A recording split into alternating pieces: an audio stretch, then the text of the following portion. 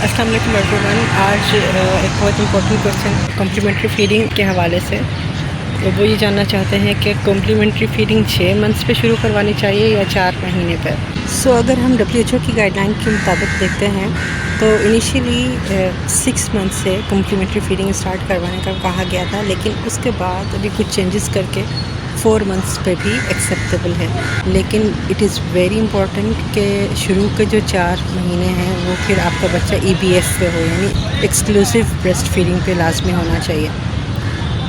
उसके बाद आप वीनिंग डाइट यानी कॉम्प्लीमेंट्री फीडिंग स्टार्ट करवा सकते हैं, जिसमें आप शुरू में मैश्ड पोटैटो, मैश्ड बनाना वगैरह से शुरू करके फिर आहिस्ता आहिस्ता उसको सॉलिड फूड की तरफ लेके आ सकते हैं। प्लीज़ इग्नोर माई बैकग्राउंड, मैं यूनिवर्सिटी में बाहर बैठ के आपके लिए वीडियो बना रही हूँ, क्योंकि ये क्वेश्चन मेरे पास बार बार आ रहा था चैनल पर, तो इसलिए ज़रूरी है कि मैं इसको एड्रेस कर दूँ।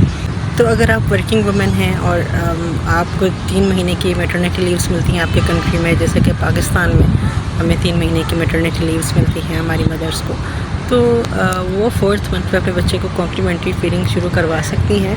लेकिन उससे पहले उन्होंने जो पीरियड अपने बच्चे के साथ गुजार रही हैं उसमें उन्होंने एक्सक्लूसिव ब्रेस्ट फीडिंग पे ही बच्चे को रखना है। ये परेशान नहीं होना कि गर्मी का सीज़न है, बच्चे को पानी से इसे मिलेगा या नहीं मिलेगा, तो आपका जो दूध है उसमें इतनी पानी की मकदार होती है कि बच्चे की रिक्वायरमेंट पूरी हो जाती है, तो इसलिए फ़िक्रमंद होने की ज़रूरत नहीं है।